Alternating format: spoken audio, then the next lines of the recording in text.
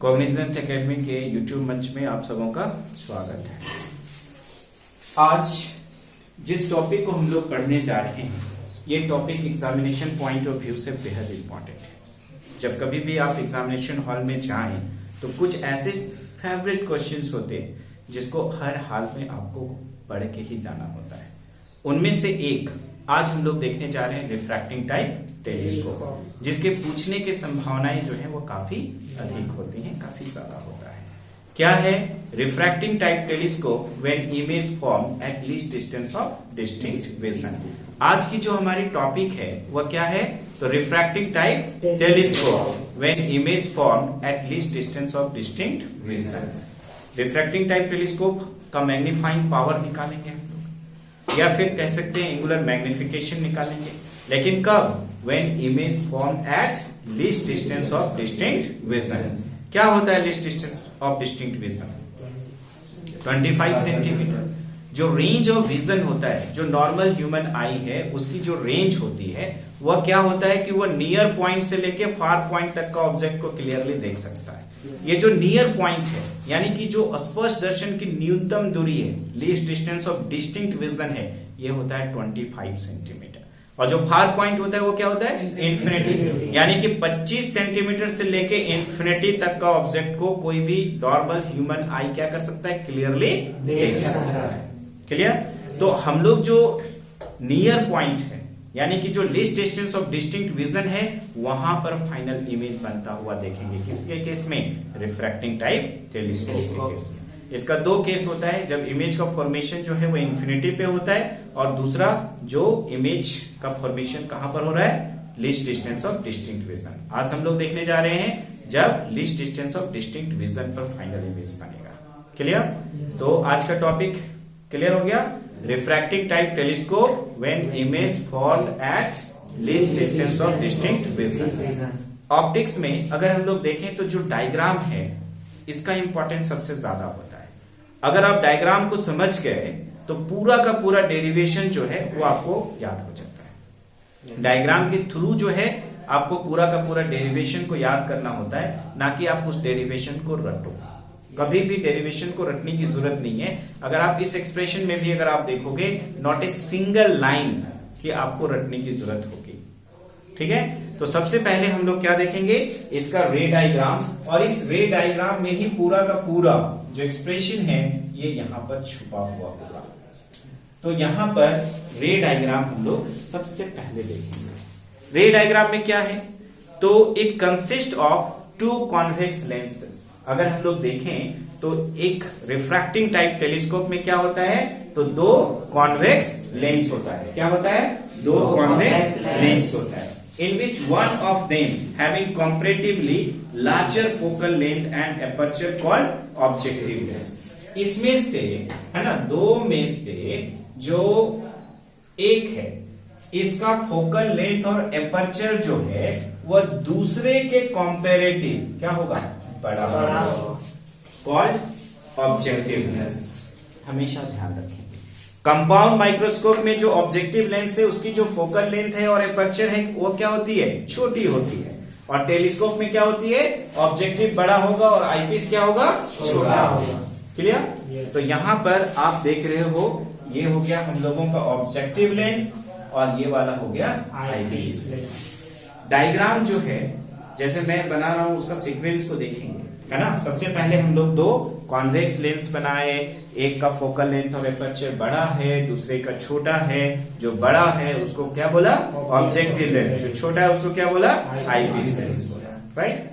अब यहां पर देखो, parallel rays coming from distant stars. चूंकि हम लोग टेलीस्कोप से एक डिस्टेंट में रखा गया कोई ऑब्जेक्ट को देख रहे हैं, हो सकता है वो स्टार या फिर बॉर्डर्स पे जो इन्फ्लोरेशंस होते हैं, ठीक है, जो घुसपैठ के घुसते हैं, ठीक है, उसको देखने के लिए भी हम लोग क्या करते हैं, टेलीस्कोप का इस्तेमाल करते हैं। मतलब ऑब्जेक्ट डिस्टेंट प्लेस पर होता है। तो यहां पर अगर आप देखो, जितने भी पैरेलल रेज हैं they are comes parallel to each other but not parallel to principal axis. इसको ध्यान में रखना है। तो तीन पैरेलल रेज जो है मिनिमम हम लोगों को यहां पर बनाने की जरूरत होती है। तो वहां पर आपको दिखलाना किसको है, सबसे पहले जो ऑप्टिकल सेंटर से आए, स्केल रखिएगा और इस तरह से जो है आप बना दीजिएगा और इसके फ्रंट पे बनाइएगा, है ना। अगर पहले ही रे, है ना, मान लो कि ये वाला रे जो है पहले खींच लिए, है ना, इसके बाद इसको खींच रहे, उसके बाद इसको खींच रहे, तो इन दोनों के पैरेलल रखना होगा। तो पता चला कभी इधर आ गया, कभी ऊपर, कभी नीचे, कभी इसके पार, मिल भी नहीं करेगा। तब आपको क्या है, यूज करना पड़ेगा इरेजर, है ना। कोशिश करना है कि बिना इरेजर यूज किए आपका रे डायग्राम जो है बिल्कुल नीट एंड क्लीन बने, है ना। और उसके लिए प्रोसेस यही है कि सबसे पहले जो है आपको उस रे को बनाना है कि जो ऑप्टिकल सेंटर से जाए। ऑप्टिकल सेंटर सी से बना दिए, दोनों को पैरेलल जो है हम लोग दिखा देंगे। यहां पर जो है ये हो गया हम लोगों का C1। अब देखिए ये सारे के सारे रे जो हैं वो कन्वर्ज होंगे एक खास पर्टिकुलर पॉइंट पे, और वो पॉइंट क्या होगा, उसका फोकस होगा।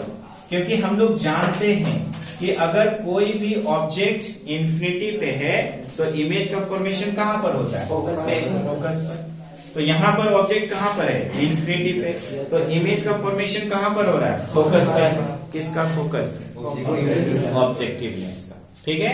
तो आप यहाँ पर देखो, parallel rays coming from distant stars and they all are converge at focus of objective, so that it forms a real inverted and diminished image, a small image is to be formed at focus। अब देखते हैं focus पर एक real inverted और small image जो है वो बन रहा है।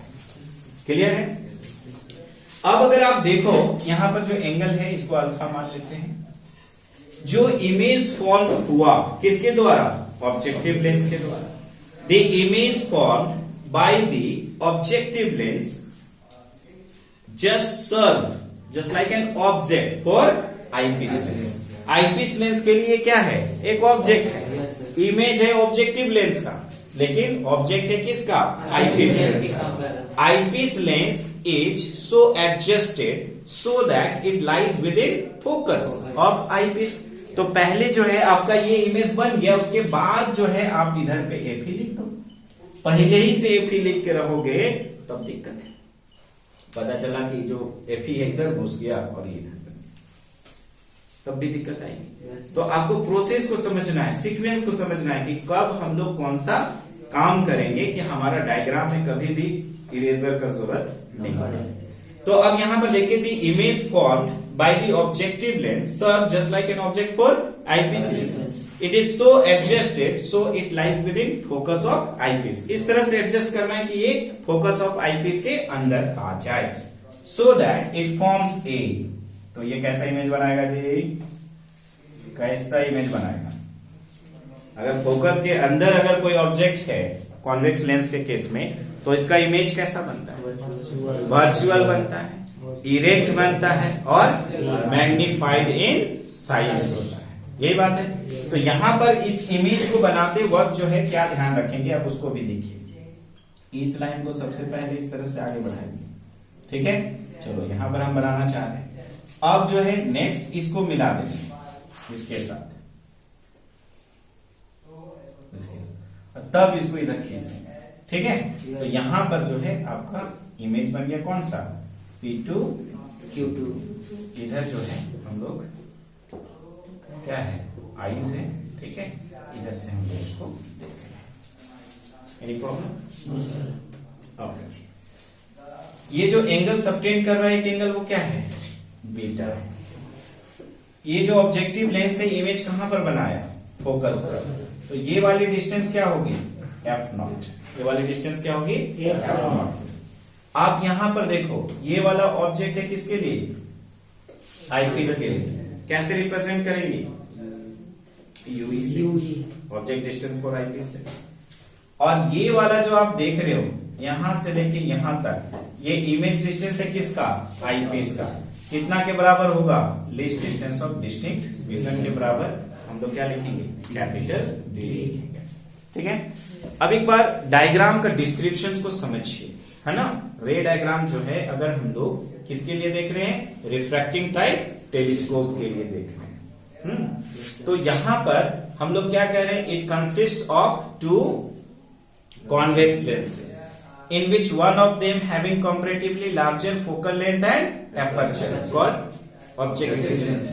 And another one having comparatively smaller focal length and aperture called eyepiece lens. Parallel rays coming from distant stars and they all are converged at focus of the objective and it forms a real inverted and a small image. They serve just like an object for eyepiece. It is so adjusted so it lies within focus of eyepiece so that it forms a final, virtual, erect and magnified image is to be formed at least distance of distinct piece. कोई दिक्कत? रे diagram में क्या है? दो convex lens. इसमें से क्या है? एक का फोकल लेंथ और एपर्चर थोड़ा बड़ा है, दूसरे का छोटा है. जिसका फोकल लेंथ और एपर्चर बड़ा है उसको क्या बोलेंगे? Objective lens. जिसका फोकल लेंथ और एपर्चर छोटा है उसको क्या बोलेंगे? आईपीस. क्लियर? जो भी पैरेलल रेज है कहां से आ रहा है? इंफिनिटी से. इंफिनिटी से आने से इमेज कहां पर बनता है? फोकस पर. ठीक है. फोकस पर जो इमेज बना है ऑब्जेक्टिव आईपीस के लिए वो क्या है? आईपीस के लिए क्या है? ऑब्जेक्ट है. आईपीस लेंस को क्या करेंगे? इस तरह से एडजस्ट करेंगे कि ये P1 Q1 कहां पर आएगा? फोकस ऑफ आईपीस के अंदर, ताकि वो एक वर्चुअल, इरेक्ट और मैग्निफाइड इमेज कहां पर बनाए? Least distance of distinct vision पर बनाए. Least distance of distinct vision का वैल्यू कितना होता है? क्लियर है डायग्राम? अब देखिए इसका जो डेरिवेशन होगा वो कितना आसान होगा, किस तरह से हम लोग आसानी से जो है इसको सॉर्ट आउट करें. सबसे पहले अगर हम लोग मैग्नीफाइंग पावर की बात करें तो मैग्नीफाइंग पावर और एंगुलर मैग्निफिकेशन क्या होता है? तो m is equal to beta by alpha. तो मैग्नीफाइंग पावर और angular magnification is defined as the angle subtended by the final image at the eye to that of angle subtended by the object when image formed at least distance of distinct vision. Clear? That is m is equal to beta by alpha. अब यहां पर हम लोग जानते हैं कि since alpha and beta are very small angles, तो यहां पर हम लोग क्या जानते हैं कि since alpha and beta are small angles, ये बहुत ही स्मॉल एंगल्स, और स्मॉल एंगल रहने से हम लोग क्या करते हैं? ये जो हम लोगों का बीटा है उसको क्या लिखेंगे? नियरली इक्वल टू 10 बीटा, और जो अल्फा है उसको क्या लिखेंगे? 10 अल्फा. तो magnifying power m is equal to क्या हो जाएगा? 10 बीटा डिवाइडेड बाय 10 अल्फा. ये हो गया हम लोगों का क्या? Equation number 2. कोई दिक्कत? अब अगर हम लोगों को 10 अल्फा और 10 बीटा का वैल्यू अगर निकालना है तो इस में डायग्राम में ढूंढेंगे, है ना? एकमात्र कंफ्यूजन ये हो सकता है कि ये जो 10 बीटा है, 10 बीटा जो है वो एक छोटा ट्रायंगल भी बना रहा है और एक बड़ा भी बना रहा है. कौन सा ट्रायंगल हम लोग इस्तेमाल करेंगे, कौन सा ट्रायंगल यूज करेंगे टू ऑब्टेन 10 बीटा? यही एक समस्या है. तो एक चीज हमेशा ध्यान में रखिएगा, कंपाउंड माइक्रोस्कोप के केस में ही हम लोग 10 बीटा बड़े वाले ट्रायंगल्स के जरिए निकालते हैं. अदरवाइज जब भी आया 10 बीटा तो हम लोग स्मॉल ट्रायंगल ही यूज करेंगे, चाहे सिंपल माइक्रोस्कोप हो चाहे टेलीस्कोप हो. सिर्फ कंपाउंड माइक्रोस्कोप में हम लोग 10 बीटा का वैल्यू के लिए बड़ा वाला ट्रायंगल यूज करते हैं. अब तो कोई कंफ्यूजन नहीं होगा. अब देखिए 10 बीटा है, ठीक है, तो यहां पर हम लोग उसको क्या करेंगे? इस तरह से डॉटेड लाइन से क्लियरिफाई कर लेंगे ताकि किसी तरह का कोई कंफ्यूजन ना रहे. जब आप इसको शॉर्ट टाइम में जब रिवीजन करें, डायग्राम को एक बार देख लेंगे तो आपको पूरी तरह से ये समझ में आ जाए. 10 बीटा क्लियर है? तो P1 Q1 बेटा C2 Q1 से हो जाएगा. 10 अल्फा अगर निकालना है तो आप यहां पर देखिए इस राइट एंगल ट्रायंगल को हम लोग यूज करेंगे. दिखाई दे रहा है? अब ये क्लियर हो जाएगा आपका. तो जब आप नोट्स कॉपी बनाएंगे तो उसमें भी इस तरह से क्लियरिफाई कर सकते हैं. ठीक है? कलर भी कर सकते हैं अलग अलग कलर से, या फिर डॉटेड लाइन जो है दो अलग अलग इंक से मैंने दे दिया, इधर ब्लू से दे दिया, इधर ब्लैक से आगे कर लेंगे. अब यहां पर 10 बीटा का वैल्यू निकालते हैं हम लोग. तो from right angle triangle, from right angle triangle कौन सा यूज हो रहा है? P1 Q1 C2। तो यहां पे लिया P1 Q1 C2। यहां पर देखिए tan beta is equal to क्या आएगा? tan beta is equal to क्या होगा? P बाई बी होता है। तो यहां पर P क्या है? P1 Q1। तो लिखेंगे P1 Q1 डिवाइडेड बाय क्या होगा? C2 Q1। एंड अगर हम लोग यहां पर देखें tan अल्फा का वैल्यू निकालने में हम लोग क्या करेंगे? तो from right angle triangle, from right angle triangle कौन सा राइट एंगल ट्राइंगल यूज करेंगे? P1 Q1 C1। तो यहां पर आप देखो हम लोग यूज करने जा रहे हैं P1 Q1 C1। यहां से tan अल्फा निकल जाएगा। तो आप देखो tan alpha is equal to P1 Q1 बट्टा क्या लिखेंगे? C1 Q1। तो tan alpha is equal to हो जाएगा P1 Q1 divided by C1 Q1। tan alpha is equal to हो जाएगा P1 Q1 divided by C1 Q1। ठीक है। अब देखिए हेंस इक्वेशन 2 बिकम्स, इस तरह से अगर देखा जाए तो इक्वेशन 2 बिकम्स, इक्वेशन 2 को हम लोग क्या लिख सकते हैं? तो magnifying power m is equal to tan beta का वैल्यू देखिए कितना है? P1 Q1 बटा C2 Q1। तो P1 Q1 divided bye C2 Q1 into tan alpha का वैल्यू तो C1 Q1 ऊपर चला जाएगा। तो ये हो जाएगा C1 Q1 divided bye P1 Q1, ये कैंसिल आउट हो गया। इस लाइन में कोई दिक्कत है किसी को? अब यहाँ पे देखिए मैग्नीफाइंग पावर और angular magnification m is equal to क्या हो जा रहा है? तो C1 Q1 divided bye C2 Q1, right. अब यहां पर देखिए डायग्राम को देखिए, C1 Q1 किसके इक्विवेलेंट है? C1 Q1 को किस सिंबल से सिंबलाइज करेंगे? F0 से। तो C1 Q1 को हम लोग रिप्लेस कर सकते हैं किससे? F0 से। ये तो पॉजिटिव होगा क्योंकि इंसिडेंट रे के अलोंग ही हम लोगों को मेजर करने की जरूरत है इमेज डिस्टेंस फॉर ऑब्जेक्टिव को, और वो F0 के बराबर है। ये जो C2 Q1 है ये क्या है? Object distance for eyepiece lens.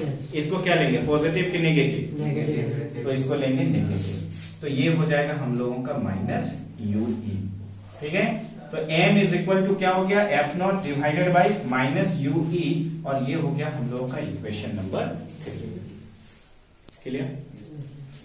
Now for a eyepiece lens, now for eyepiece lens, अगर हम लोग आईपीस लेंस के लिए किसको यूज करेंगे? आईपीस लेंस के लिए हम लोग किसको यूज करेंगे? तो लेंस इक्वेशन को। और लेंस इक्वेशन क्या होता है? 1 by V minus 1 by U is equal to 1 by F। Eyepiece lens की बात हो रही है इसलिए 1 by VE minus 1 by UE is equal to 1 by FE। ठीक है। अब हम लोग क्या करेंगे? यूज सिंबल्स, सिंबल्स को यूज करेंगे विद साइन कन्वेंशन। तो VE किसके बराबर है? D के बराबर है। साइन कन्वेंशन में D को पॉजिटिव लेंगे या नेगेटिव? नेगेटिव।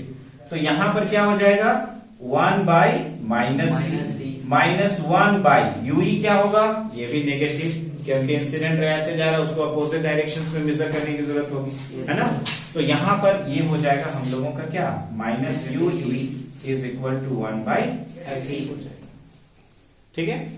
अब यहां पर देखो हम लोग क्या लिख सकते हैं? माइनस 1 बाई D प्लस 1 बटा UE is equal to 1 by FE। और इस तरह से हम लोगों को 1 बाई UE का वैल्यू मिल गया। 1 बाई UE का वैल्यू क्या मिला? तो 1 by FE plus 1 by D। 1 by UE का वैल्यू क्या मिल गया जी? 1 by FE plus 1 by D। अब इस लाइन को जो है जरा गौर से देखेंगे, बिल्कुल गौर से। ये 1 by UE is equal to 1 by FE plus 1 by D है। 1 बाई FE को हम लोग कॉमन लेंगे, तो यहां पर देखो 1 by UE is equal to 1 by FE को क्या लिया? कॉमन। यहां पर क्या बच जाएगा? 1 प्लस क्या बचेगा बताइए? FE by D। इसमें तो कोई प्रॉब्लम नहीं है किसी को, है ना। यहां पे देखिए 1 by U E is equal to 1 by F को कॉमन ले लिया तो प्लस क्या हो गया एफ ई बाई डी। ये हो गया इक्वेशन नंबर 4। ऐसा क्यों किया? ताकि जो ब्रैकेट से अगर उसको तोड़े तो वापस को हमको ये वैल्यू मिलना चाहिए। अभी यहाँ पर 1 बाई एफ ई था, बाहर निकाले पूरा को 1 बाई एफ ई को तो बच गया 1 प्लस, लेकिन यहाँ पे तो था नहीं और आप निकाल रहे हो तो 1 बाई एफ ई है, उसको न्यूट्रलाइज करने के लिए आपको एफ ई से गुणा करना पड़ेगा ऊपर। तो एफ ई लिखा हमने, डी तो रखना है तो डिवाइड बाई डी। तो 1 by U is equal to 1 by F E into 1 plus F E बट्टा हम लोगों का क्या आ गया D, and that is equation number 4। इसका वैल्यू जो है हम लोग इक्वेशन नंबर 3 में पुट करेंगे। Put in the value of 1 by UE from equation 4 in equation 3 we get क्या मिलेगा हम लोगों को फाइनल रिजल्ट अब देखिए। तो magnifying power m is equal to F naught है, लिख देंगे एफ नॉट, लेकिन यहां पर देखो 1 by UE है और 1 बाई यूई का वैल्यू हम लोग ऑलरेडी निकाल चुके हैं जो कि इक्वेशन नंबर 4 में है। तो यहां पर एज इट इज लिख देंगे एफ ई है, लिख दिया 1 बाई एफ ई आ गया इंटू 1 प्लस एफ ई बट्टा डी। पहले से क्या था नेगेटिव। तो इस तरह से मैग्नीफाइंग पावर एक रिफ्रैक्टिंग टाइप टेलीस्कोप का when image formed at least distance of distinct vision का वैल्यू कितना होता है? तो m is equal to minus F naught by F E into 1 plus F E by D. Clear है? Yes sir. Any doubt? No sir. Okay, thank you for today.